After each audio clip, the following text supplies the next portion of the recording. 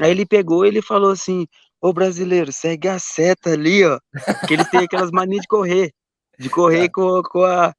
com a seta certinho. Aí eu peguei, eu falei assim pra ele, né, que uma coisa que eu não falei certinho mesmo que eu falei, eu só falei somente o necessário pra entrevista, mas eu falei assim: "Não, eu tô fazendo uma prova estratégica aqui, tô tentando quebrar o pessoal". Aí ele pegou e falou assim: "Não, mas segue a seta". Aí ele pegou: "Você é aquele brasileiro, né, que estava lá no quê?" Ele falou: "É, sou eu mesmo". Aí ele estava ali, acabou sorrindo, aí a gente deu um soquinho ali.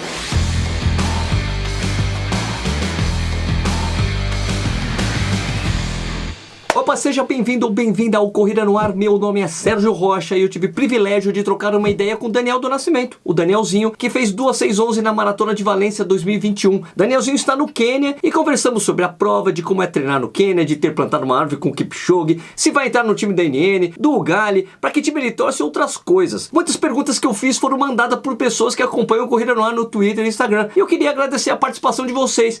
Vamos lá? Primeiro, pô, parabéns pelo puta resultado que você fez em Valência, né, cara?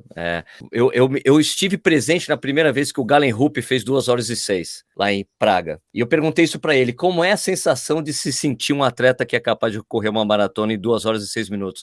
Como é que foi pra você?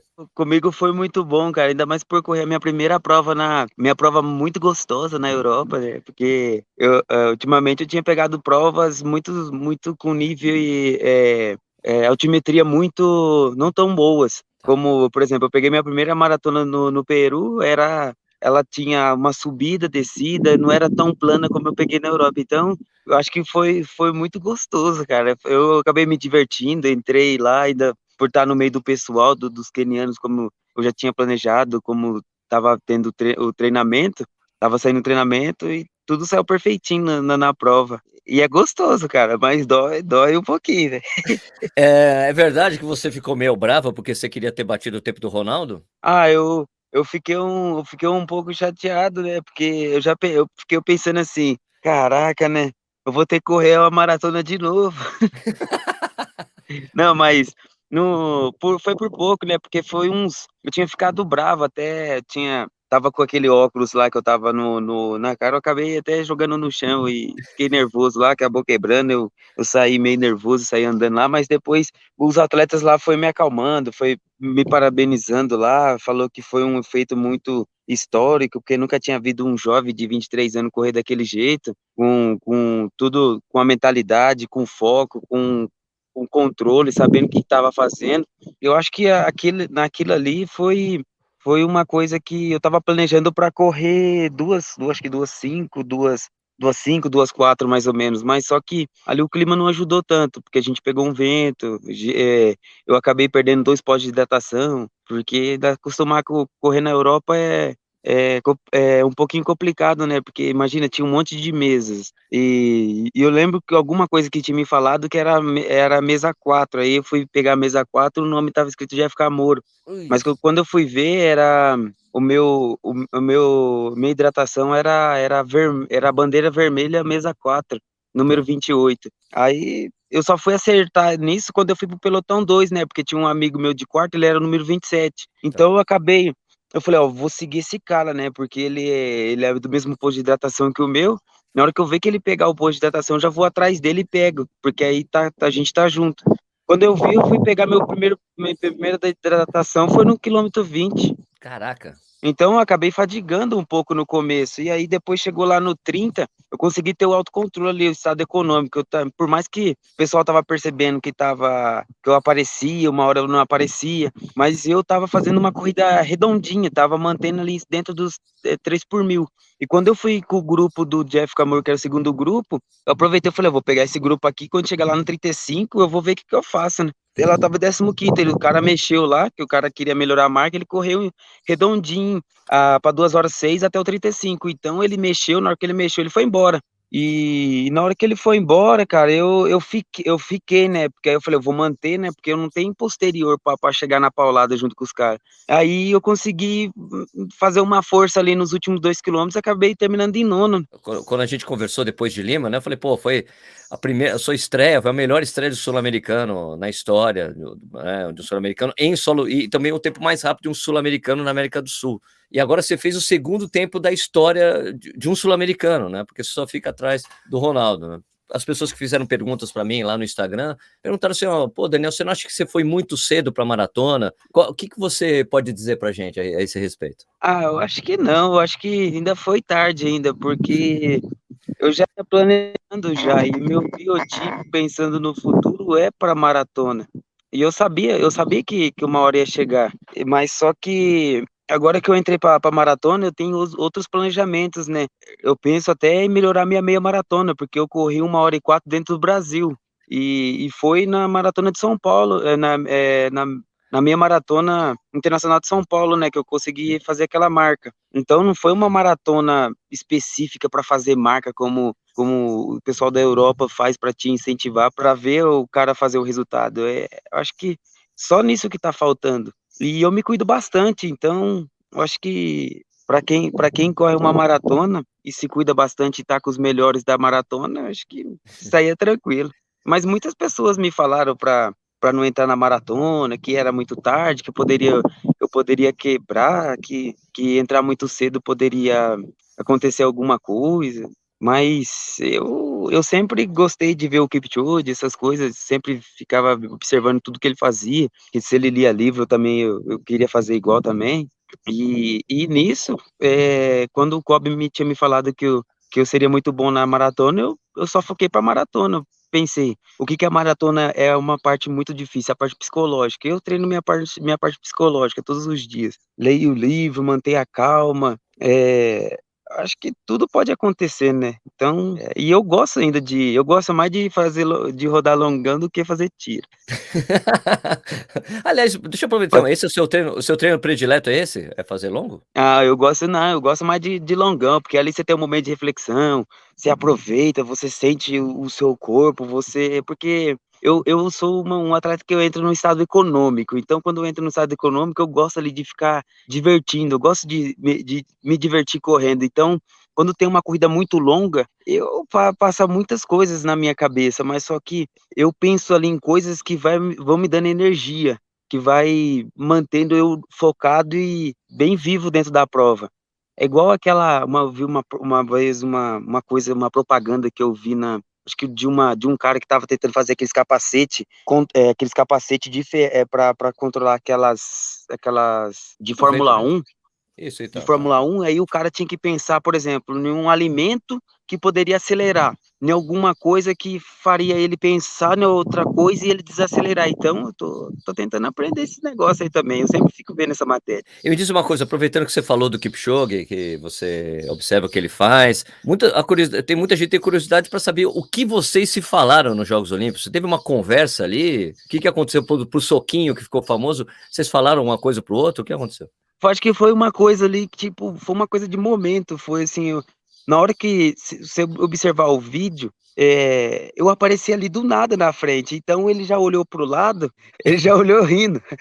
Aí, porque ele já sabia que eu iria aparecer ali, ele estava me esperando. Eu acho que eu sabia que ele estava me esperando, porque aqui as informações correm muito rápido aqui no Quênia, que se você treinar bem, eles são muito comunicativos, eles trabalham em equipe, eles trabalham junto, eles sabem quem que é o cara mais rápido, que o cara tá bem, que o cara não tá bem, eles já sabem tudo. E eu tava fazendo uma preparação muito ótima aqui no Quênia, então, eu acho que na hora que eu apareci ali na frente ali, a gente teve esse encontro, né, que ele pegou, eu tava correndo fazendo um zigue-zague, né, que é uma coisa minha de prova, né, para não deixar o ritmo confortável para ninguém. Aí Tá. ele pegou e ele falou assim: "Ô brasileiro, segue a seta ali, ó", que eles têm aquelas manias de correr Tá.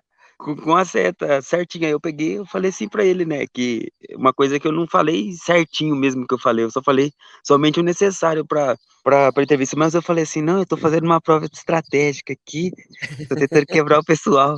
Aí ele pegou e falou assim: "Não, mas segue a seta". Aí ele pegou: "Você é aquele brasileiro, né, que estava lá no quê?" Ele falou: "É, sou eu mesmo". Aí ele estava ali, acabou sorrindo, aí a gente deu um soquinho ali. Tá, então é isso, é aquela coisa que você tinha me dito, né, no primeiro camp que você chegou no Quênia, o pessoal não conseguia correr com você, te mandaram para outro, e até um dia que você conseguiu entrar num camp que o pessoal corre bem, que é com Poxa Lima, é isso, né? Pelo menos até Ô, então, até os jogos.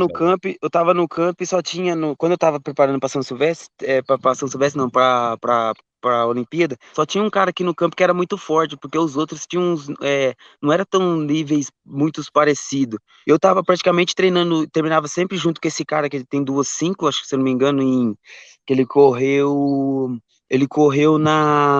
ai, como é o nome? Na Coreia do Sul, em Tá. Seul.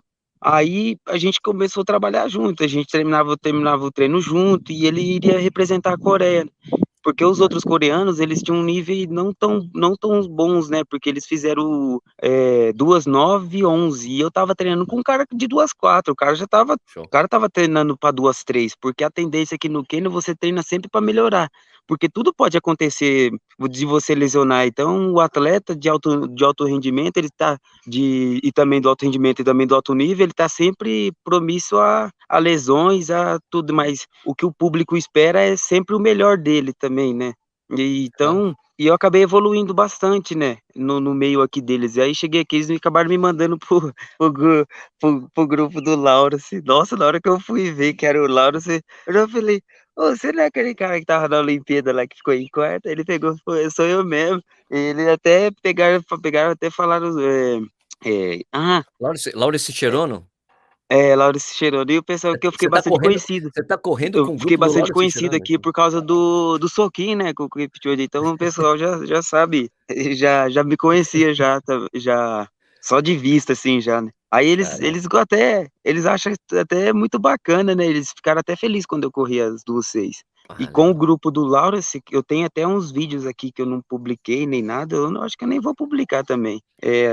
Tem até uns vídeos de eu puxando os longão, tem uns vídeos de eu puxando os caras, porque a gente tá Legal, sempre pô. buscando evolução, né, então eu gosto muito de trabalhar um pouco no silêncio. E como é que é treinar com os caras, com os quenianos, Dani? Que é a principal diferença que você sentiu de treinar no Brasil e treinar aí com os caras? É que no Brasil, às vezes, você tem o costume, sabe, assim, ó, sabe quando você chega sozinho, que você é o único, que sabe aquela coisa, não é tirando o mérito dos outros atletas, mas sabe quando você tá chegando rápido, você não tem ninguém te incomodando, sabe, o tempo todo. Esse que foi a dificuldade que eu encontrei aqui no começo, porque, no começo pô, também bateu desespero, né, porque imagina, eu encontrei 30 melhor do que eu e 28 parecido comigo e tinha mais 40 e tá tentando chegar no meu nível. Ali você se sente um pouco eufórico, tudo ali, você fala, nossa, eu tô no meio desse pelotão, como que eu quero um dia ser um melhor do mundo, sendo que aqui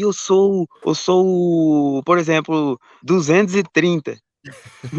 Não sei se você me entende. Claro, claro. E essa sensação que eu senti diferente no Brasil, porque quando você está acostumado a vencer, você convive lá com a vitória, depois quando você tem uma mudança radical de país também, e também de treinamento, e também de grupos, de pessoas até muito mais fortes do que você, que te obriga a você a evoluir, isso que fez a bastante diferença na minha vida aqui no treinamento, aqui no Quênia. E a dieta aí, cara? Você já tá acostumado a ficar comendo galho? Como é que funciona aí? Ah, o galho é bom, né.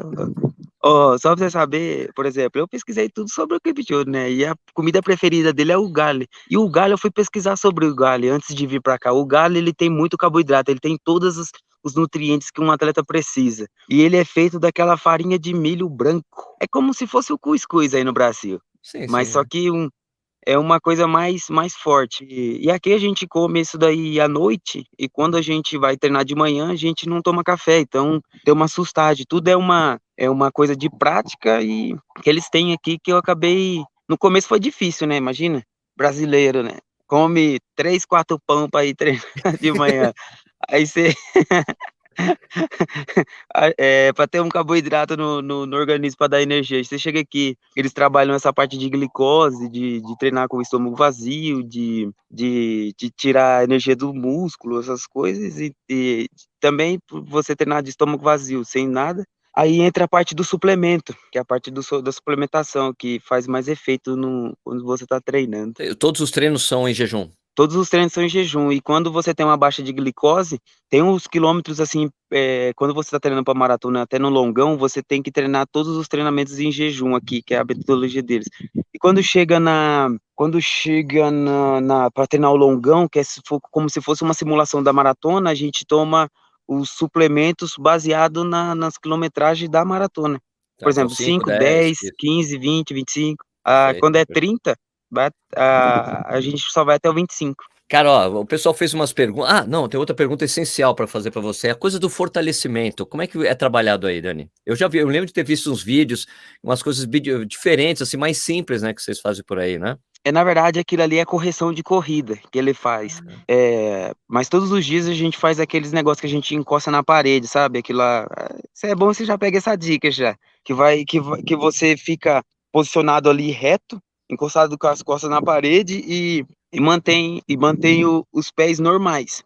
Aí depois você coloca na ponta do pé e depois você ergue o calcanhar e deixa os pés para cima. Isso é um excelente para finalizar o treinamento, porque eles focam muito no músculo pensando a longo prazo. É a mesma coisa de um músculo, sabe aquele músculo do cavalo que foi feito para corrida? É totalmente Sei. diferente aquele cavalo que foi feito para andar a longa distância. Então, eles trabalham esse músculo, a correção do exercício, para ter uma corrida econômica. E sobre os Tá. exercícios, aqui eles trabalham muito o core, que é o core, por exemplo, para correção da postura, que é aquelas pranchas, as laterais, os abdominais. Não sei se já chegaram a ver vídeo do Kipchoge também, que o pessoal também sempre acompanha ele, vê aquela do banquinho que ele sobe, desce, sobe, desce, Sim, sobe, sim, sim. desce, e Tá. fica nisso daí mais ou menos quase 2 horas, 1 hora fazendo esse negócio. Isso é um trabalho cardio, mas também pensando na frequência de corrida. É Entendi, na uma, cadência, né? uma coisa que é muito excelente para maratona, né?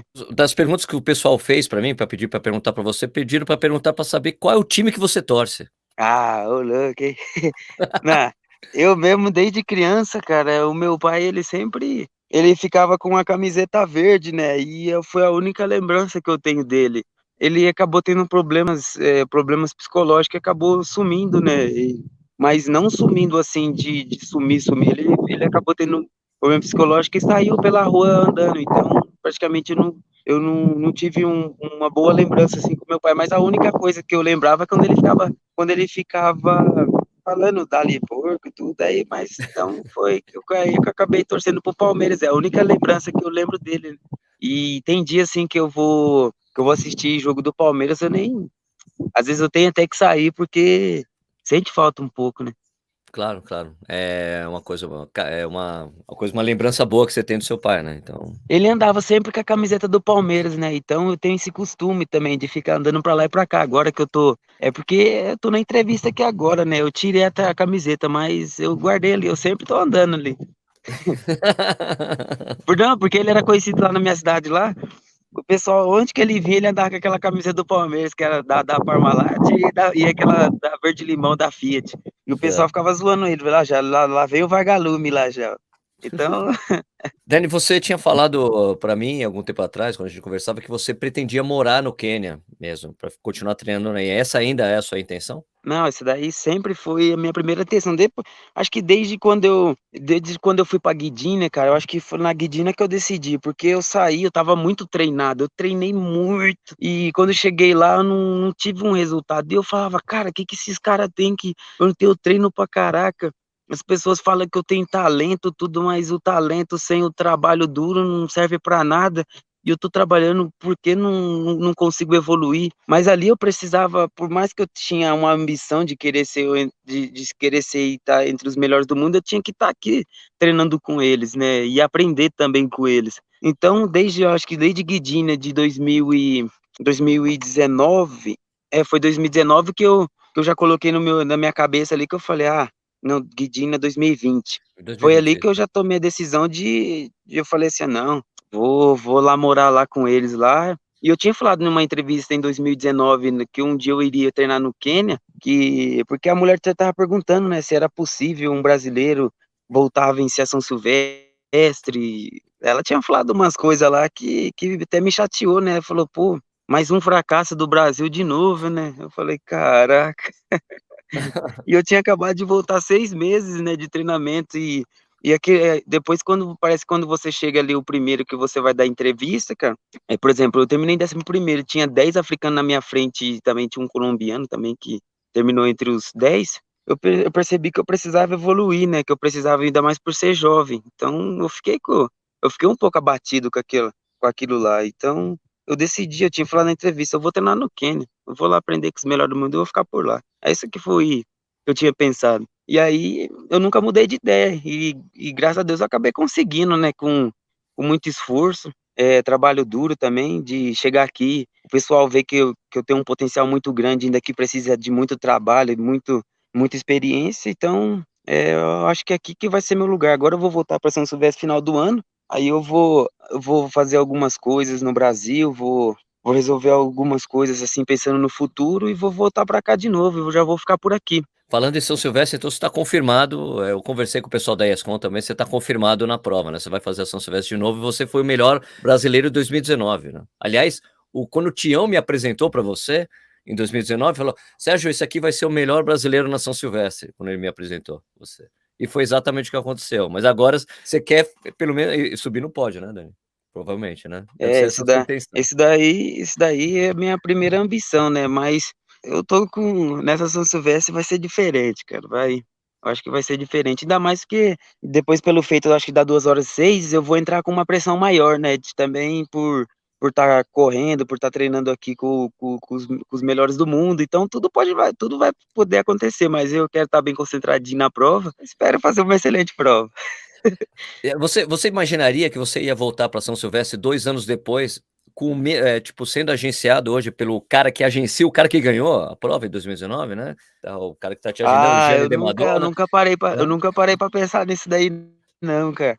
E eu também, quem diria, né, que eu ia estar no Adidas, que eu iria estar com ele, né, e também na hora que eu fui assinar meu contrato, já parou pra pensar que choque que seria, cara? Você chegar lá pra assinar e você olha lá, o cara que ganhou a São Silvestre tá lá dentro do camp lá da Adidas. É uma coisa que você toma um susto, né, e o cara também ele lembra, por mais que esses caras que são de pontas, eles sempre olham pra frente, mas também ele não esquece de olhar pra trás, né, então, pra ver quem tá chegando. E eu jamais acreditaria, né, porque passou, olha pra você ver, passou um ano depois, fui estar com o agente do com o agente do Candiê. Do Candiê, da Mary Keitany, da Perry Jeppschicher, né, ele agencia muita gente importante. Sim, muita gente importante, cara. E outra, esse cara ele tem um costume de olhar, assim, para aquela pessoa e falou assim, de olhar e falar assim: "Ó, esse daí corre". Quando ele olhar para você e falar assim: "Ó, esse daí não corre", pode ter certeza que ele não tem um propósito para você. É lógico que é difícil a gente falar sobre planejamento de 2022, né, falar: "Não, que maratonas você quer correr e tal", mas você pretende participar do mundial de atletismo, na maratona? Cara, eu acho que o mundial de atletismo, eu quero muito participar também, porque eu quero, pegar uma experiência muito boa também na parte da tática, né, pra maratona, né. Você sabe que por uma prova rápida eles correm ali, tem pacemaker, tem tudo um suporte ali que te ajuda a fazer uma maratona muito boa, mas a maratona quando é competitiva, que é pra medalha, que é pra posição, é totalmente diferente, né. Então tem quebra de ritmo o tempo todo, e você tem que estar muito bem preparado. E eu quero participar do mundial. E eu já falei com o meu manager que eu quero participar dessa prova, e a gente estava planejando já em abril, acho que em abril correr uma maratona, que é a maratona de Londres, mas eu não sei, eu acho que será que foi trocada ou não? Ela vai Você está sabendo de alguma sim, coisa aí? sim, Até sim. fazer uma pergunta já. Eu sei sim, ela vai ser em outubro esse ano, Dani. Ah, nossa. Ah, Ela não, só vai ser volta outubro, vai ser o outubro pro ano que vem? não, não, não, o ano que vem não, é em 2022 ela em outubro, em 2023 ela volta pra abril. Ah, Né. nossa. Você vai ter que escolher outra maratona, Dani. Ah, então eu vou porque aí muda totalmente o planejamento, né, mas eu tô Sim, pensando sim. em correr agora em fevereiro acho que fevereiro, março, ali janeiro, correr meia maratona, né. Acho que entrar em algumas provas de 10.000 e 5.000, mas não pra pensar, né, melhorar a marca, pra pensar em é bom pensar em melhorar a marca, tudo, melhorar tudo, mas eu tô pensando em planejar já as parciais, sabe. Porque, ó, por Tá. exemplo, o meu 5.000 ele é 14:17, o meu 10.000 em pista ele é 29:13 desde 2017. A minha meia maratona é 1h04, então já parou pra pensar que nessa maratona que eu corri agora, eu passei as duas parciais das meias maratona completo com a maratona, eu passei mais forte do que a minha meia maratona. Exato, Então, exato. até É que se que para se eu planejar isso daí embaixo, eu consigo passar mais um pouco confortável, né. claro. Não, se você parar pra pensar, não faz sentido um cara ter 2:06 na maratona e não ter abaixo de 1 hora na meia, né. É, Não faz foi o que sentido. o foi o que que eu estava lá conversando com o pessoal da NN, né, o pessoal fala, né, o cara lá estava sentado, fala: "Como que pode, né, o cara tem umas a gente tem aqui 27, a gente tem pouco, e a gente tem 2 horas e 7. O cara o cara nasceu pra correr maratona mesmo". É verdade, tem uma coisa que o doutor Henrique Viana, você conhece o doutor Henrique Viana. Sim, conheço. Eh, uma vez eu conversei com ele para perguntar de um atleta, ele falou: "Ó, Sérgio, maratona, tem atleta que nasce para ela, tem atleta que eu conheço meu que entrava na maratona, corria bem imediatamente, outros que não dão certo. Você parece para mim, você é aquele cara que o doutor Henrique Viana falou: 'Meu, você nasceu para maratona'", porque esse tempo aí foi sensacional mesmo. E desde sabe, falando até sobre a maratona, desde criança, cara, o meu sonho era correr a maratona, porque às vezes quando eu fazia parte lá da Orcamp, que eu treinava com o Alex, cara, eu ficava lá treinando lá, às vezes eu ia para o longão, tudo. Quando acabava o treino, eles percebiam que eu ficava um pouco triste, que eu ficava um pouco chateado, mas é porque eu gostava de correr um pouco mais, né, queria forçar um pouco mais. Aí, com o tempo, eu acabei conhecendo o Frank na época, o Solonei, acabei até treinando com eles, e eu ficava toda hora ali, né, falava: "Ô, e aí, como que é a maratona, né?". Eu vi os 2 sempre trotando junto, eu queria entrar no meio do assunto, né, perguntava: "E aí, como que é correr uma maratona?". Aí eles falavam as dicas lá, tudo, aí depois eles falavam: "Relaxa, que a sua hora vai chegar". Aí eu falava: "Quando?". E eu tinha 17 anos ainda, velho. Ah.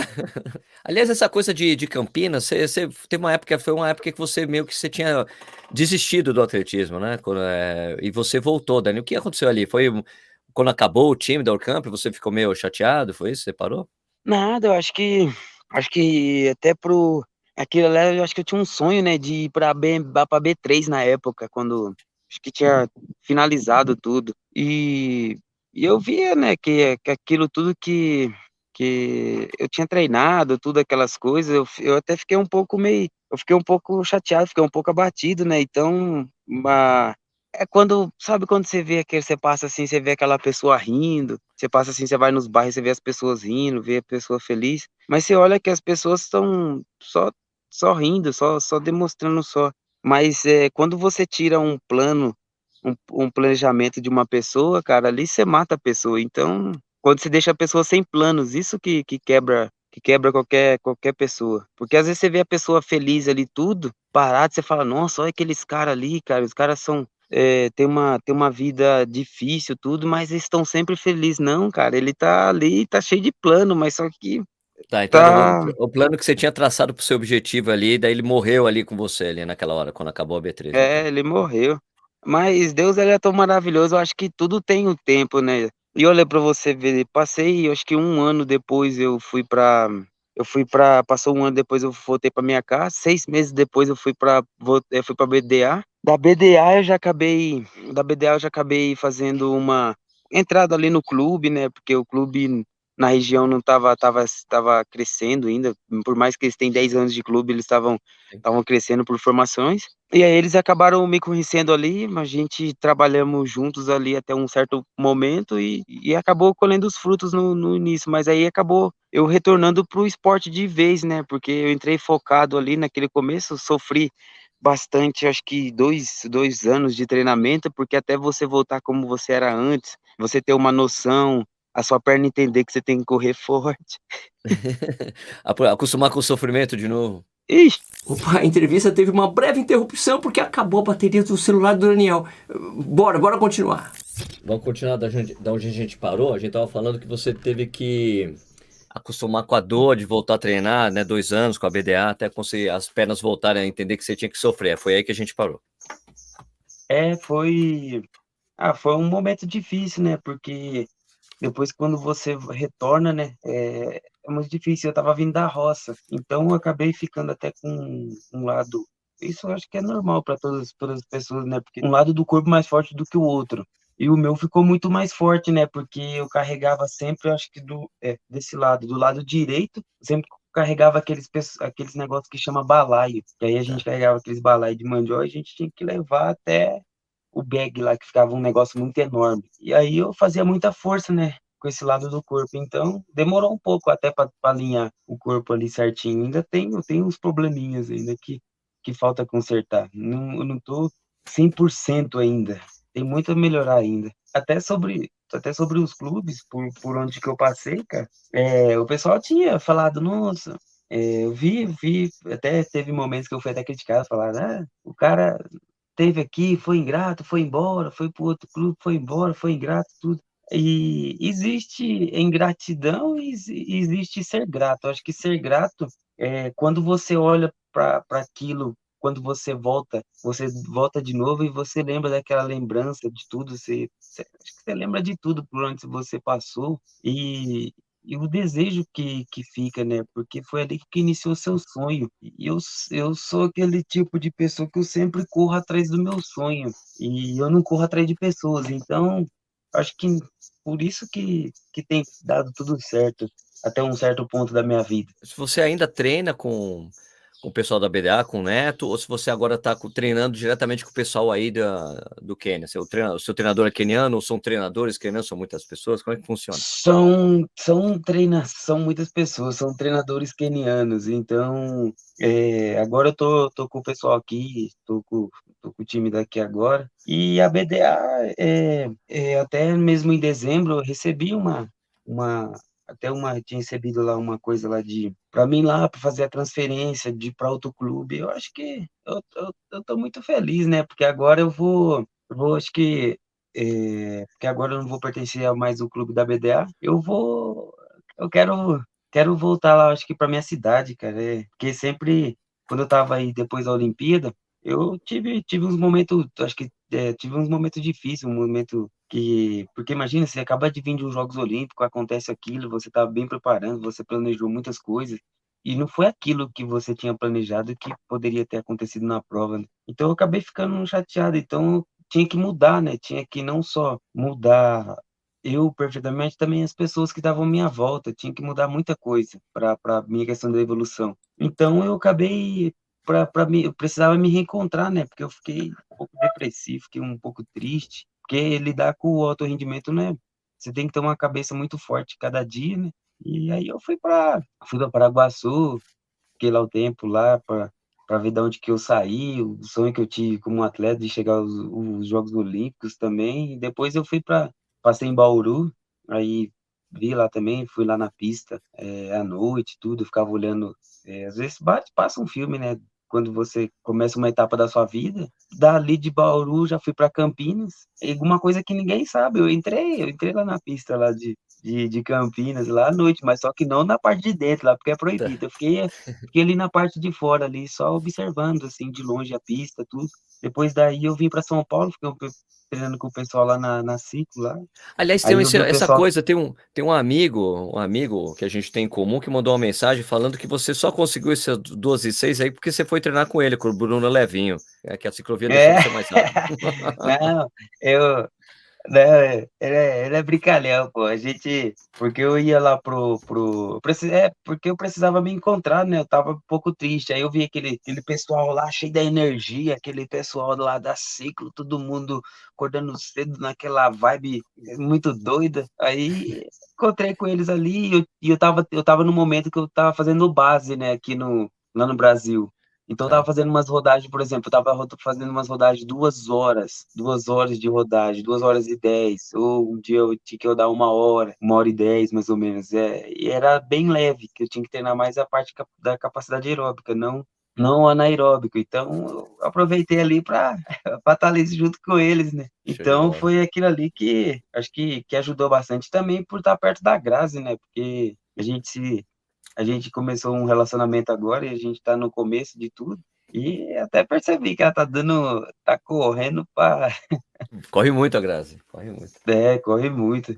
Mas o Bruno Levi, a gente sempre tá fazendo uns vídeos engraçados, sabe? E às vezes e ele tem eu vejo nele, cara, ele tem sabe? Ele tem uma animação, um jeito assim, bacana, cara. E ele é um cara engraçado. Só de você olhar pra ele, você já começa a dar risada, pô. É verdade. Só Então, que ele olha daquele jeito pra você, você já tá rindo.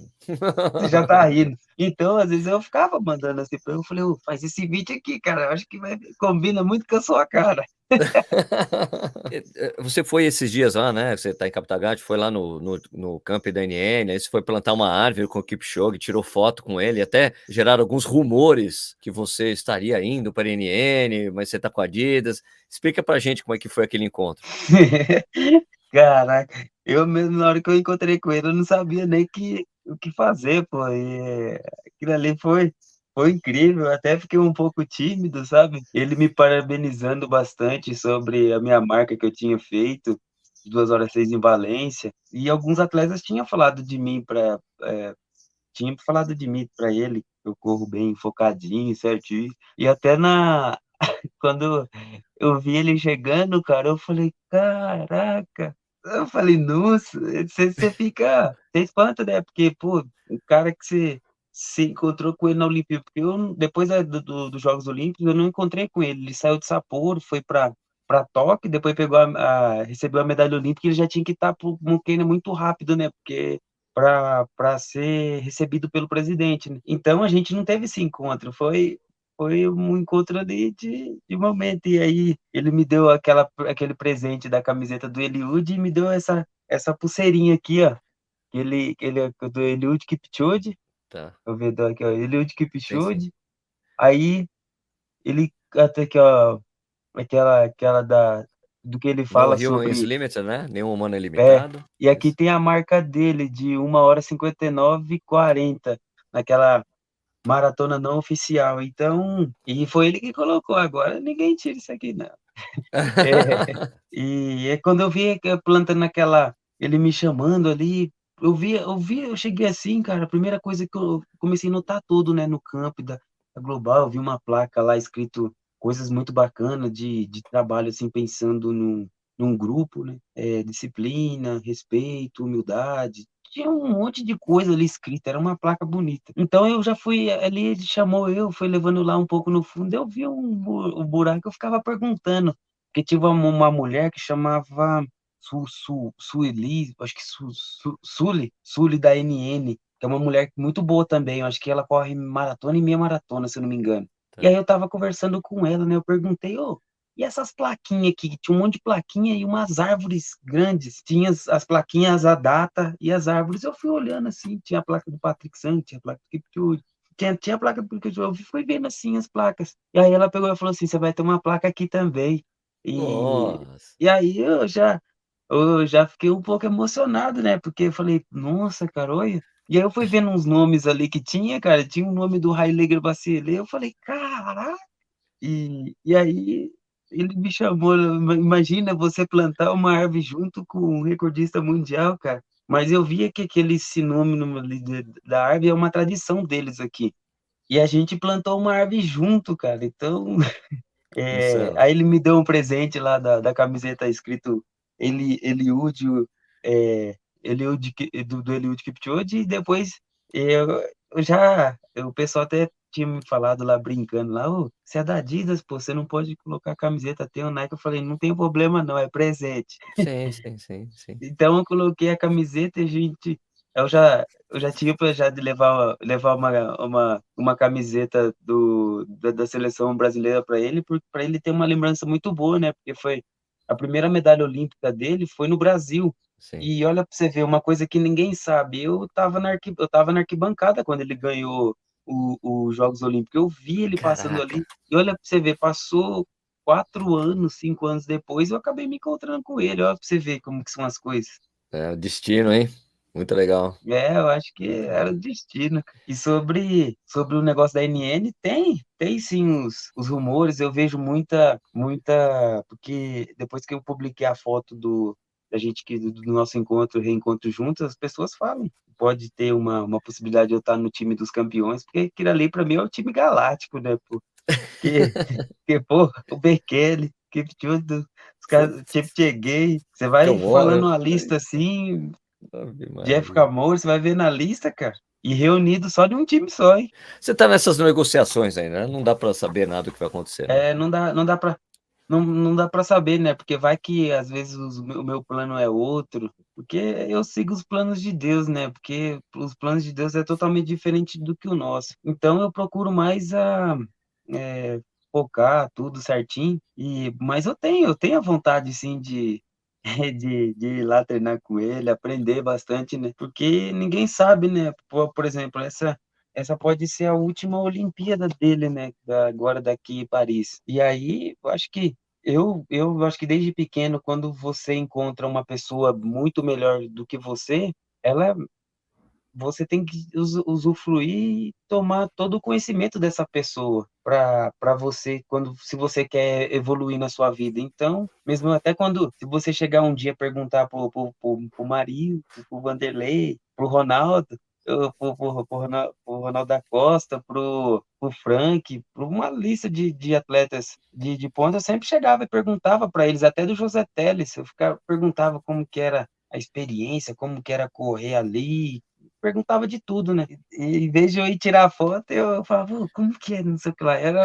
Eu tinha uma certa curiosidade, né? Então, acho que foi isso daí que tá definindo a minha evolução pensando no futuro. Mas que eu tenho vontade de ir para a NN, eu tenho, sim. Claro. Quem não teria, né? Quem, Ah, ah. quem não teria? Quem não teria, mano? Ó. E qual que é, então, mas aproveitando, não sei se é o Kipchoge ou não, mas qual que é o seu maior ídolo na corrida? Nossa, além do Kipchoge, acho que um cara que eu admiro bastante, cara, acho que em primeiro lugar, acho que foi o Ronaldo da Costa, cara, por causa porque já parou para pensar, cara, que bater um recorde mundial não é fácil. Então, o cara tem que estar muito preparado, o cara tem que estar preparado de cabeça, o cara tem que estar preparado por tudo. Porque eu já vinha batendo recordes na categoria de base, uns recordes que eu sempre eu olhava e falava assim, nossa, eu, Marilson, tem o Ronaldo. Mas a maratona, cara, o cara para bater um recorde da maratona, o cara tem que estar ele tem que estar num dia, sabe aquele dia que você pisa, você tem que estar iluminado, igual essa lâmpada que está aqui, ó, iluminando eu agora. Então, eu vejo ele é o nosso único recordista mundial. Então, do Brasil Verdade. é porque na vida, ô Sérgio, a gente mira tão alto para acertar tão baixo. Agora, quando você mira baixo, a tendência é você tá mais embaixo ainda. Agora, só para fechar, Dani, eu queria que você desse um conselho para os corredores. Qual o seu maior conselho que você daria para quem corre, quem quer atingir os seus objetivos? Qual que é o seu conselho? Eu acho que vou falar, acho que do objetivo, cara, que eu tive de vir para cá aprender com os melhores do mundo. Eu acho que isso não é ter ambição, tudo, mas é ter a humildade no coração de aceitar que existe pessoas melhores do que a gente. Então, igual eu falo, não é por estar aqui no Quênia com os melhores do mundo, por exemplo. Se os melhores do mundo fossem na China, você pode ter certeza que eu ia tentar dar um jeito de estar lá com eles também na prova que eu faço. Eu acho que quando a gente pensa em buscar conhecimentos, buscar na questão da evolução, focar mais na evolução do que em dinheiro, do que as coisas desse mundo, cara, tudo na sua vida se torna muito mais feliz e fazer aquilo que ama, né? Porque às vezes você não faz aquilo que você ama, às vezes você vive aquela mesma rotina, porque na vida a gente vive a mesma rotina, a gente vive a mesma coisa, chega até tem pessoas que passam a semana inteira trabalhando tudo e fica contando os dias para chegar no final de semana para poder se divertir, para poder beber, para esquecer a semana. Mas se você parar para pensar, a semana volta totalmente de novo. Então você fica nesse ciclo vicioso. Então, quando você leva a sua vida como leva um pouco na loucura, como na diversão, na animação, e eu acho que o que mais principal é que você tem que ser feliz e fazer aquilo que você tanto sonha e que você tanto ama, porque no começo não é fácil. Eu demorei 7 anos, eu tô no 8º ano de atletismo, então eu demorei muito tempo para atingir o sucesso, então demora, é um trabalho arduoso, e parece que quanto mais você vai evoluindo, mais vai ficando mais difícil. E nesse mundo, igual uma coisa que eu vou falar, uma coisa acho que sobre que Jesus deixou eu falar, tem um bom ânimo, eu venci o mundo. Então, eu levo a vida na felicidade e na ousadia, né? E alegria, igual o lema da brasileiragem dos brasileiros. Então, eu acho que isso para mim que eu quero deixar para todos os brasileiros, para quem está nos acompanhando também. Então a gente pode sonhar com você correndo as majors, né, Dani? Disputando ali. Não, pode. Não, porque agora, quando eu terminar essa daí de Valência, eu tava ali vendo ali alguma coisa, um contrato, alguma coisa que eu não fechei ainda nada, eu peguei o meu agente, ele tá comigo ainda, né? Ele Tá. pegou, ele falou assim, até o final do ano, ele pegou e falou, cara, você já tem que começar a sonhar com mágica, cara, já tem que começar logo de cedo. Tem uma coisa que fala assim, é apanhando que se aprende. Então, na hora que você ficar apanhando, apanhando, apanhando, que na hora que você bater, o tombo vai ser feio. Então é isso aí, Dani. Pô, queria agradecer demais esses tempos que você deu pra mim, pra essa conversa. Espero que as pessoas que estejam assistindo a gente tenham curtido muito. E espero contar com você na São Silvestre, que nem eu encontrei em 2019. Eu só tenho para falar para todos que visitaram na São Silvestre que tem uma boa prova, que a maratona, que a corrida da São Silvestre é 15 quilômetros, eu acho que Ah, não é deixar bem maratona, né? registrado isso. É. É Ô, major, é major, é teve, major. não, teve um dia, cara, que um dia eu quero achar esse cara, velho. Um dia, não, sinceramente, porque eu tô até falando nessa live. Um dia eu quero achar esse cara. Eu queria até que ele me procurasse no Instagram. Um dia eu queria achar esse cara. Um cara tava com uma placa lá assim, eu tava correndo. Eu vendo aquela placa, tava como se fosse um 14 ao contrário, mas só que tava 41. Tava escrito Isso. KM 41, da São Silvestre. Eu falei, oxi, como É isso, assim, cara? mas esse é o ponto, Dani, que a gente que esse ano não vai ter, mas a gente fez sempre tem um amigo que faz isso todos os anos, é o quilômetro 41 da São Silvestre, que é o 14 invertido, É, que a gente fica é isso dando aí mesmo. cerveja, a gente fica dando cerveja para as pessoas ali. É. Ô, e também falar porque tem uma parte da São Silvestre que eu não sei que rua que é. Teve um dia, cara, que eu tava acho que tu tava correndo ela, apareceu um cara assim, e ele meio que pegou, tipo assim, a garrafa assim, pegou e passou assim, e fez assim, né? Mas não era uma garrafa qualquer, era uma Brahma, cara, desse tamanho assim, ó. Bramão. E ele pegou e falou assim: só dá uma golada que você pega os caras lá em cima. Aí é isso que torna São Silvestre muito bacana. Então, eu quero deixar isso para todos, para que se divirtam, que tenham uma boa prova e dê seu melhor. E deixar uma também falar que esse ano a São Silvestre vai ser diferente. Acho que só isso mesmo que eu tenho para falar e mandar um abraço a todos também. Pô, E também obrigado, muito Dani. obrigado também. Eu sempre costumo ir lá Na onde estão feira. os números, sabe? Um dia antes da prova, para sentir o clima, para sentir o pessoal lá pegando número. E e eu sempre todo ano eu ia lá para visitar o Renan Teles, né? Porque a gente somos, Renanzinho. somos amigos também, até adversário quando a gente competia no Mirim, desde o Mirim, então eu sempre ia lá todos os anos lá para visitar ele. E aí um dia especial, eu acabei passando lá, eu vi você assim, eu fiquei parado olhando, eu falei, cara. Aí eu tava, naquele momento eu tava tentando lembrar do seu nome, porque eu não queria chegar lá e falar assim que ou corrida no ar, entendeu? E aí O Tião. o Tião Moreira, ele pegou e já falou, não, vamos ali que eu vou apresentar o Sérgio. Eu falei, ô, muito obrigado, agora eu lembrei o nome dele. Bom, se você for esse ano para retirar os números, vai ser difícil você andar por lá. As pessoas vão saber quem é você agora, Dani. Não, mas eu tenho uma estratégia, fica tranquilo. É. Sempre tem que pensar numa estratégia antes das coisas, né? Tá certo. É, porque, ó, por exemplo, é que a São Silvestre, ela não tem um mascote da São Silvestre, como Verdade. as majors que tem no mundo, né? Sempre tem um mascote, igual, por exemplo, se tivesse um mascote, eu ia andar disfarçado com o mascote ali, aí Coloca a roupa do mascote e dá um rolê ali, né? dá um rolê. Eu falei, vou passear um pouco. Bom, Dani, super obrigado de novo. Obrigado por esse tempo que você proporcionou aí. Sensacional trocar essa ideia com você. Muito obrigado, cara. Não, que isso, pô. Ô, muito obrigado a todos também que estão acompanhando a gente. Espero que a gente, esse papo que a gente conversou também aqui, eu acho que com as perguntas que vocês mandaram lá no canal, eu só tenho a agradecer e espero trazer bastante alegria para vocês brasileiros que sempre acompanhou os outros atletas de antigamente, que antigamente a gente era muito forte na maratona, e com os anos sempre decai os níveis. Então, para a questão de evolução, cara, para pensar, para a gente voltar como era antes, a gente precisa de trabalho em equipe e trabalho duro. Então, tem tudo para a gente ter os brasileiros aí no meio, aí dando trabalho de novo.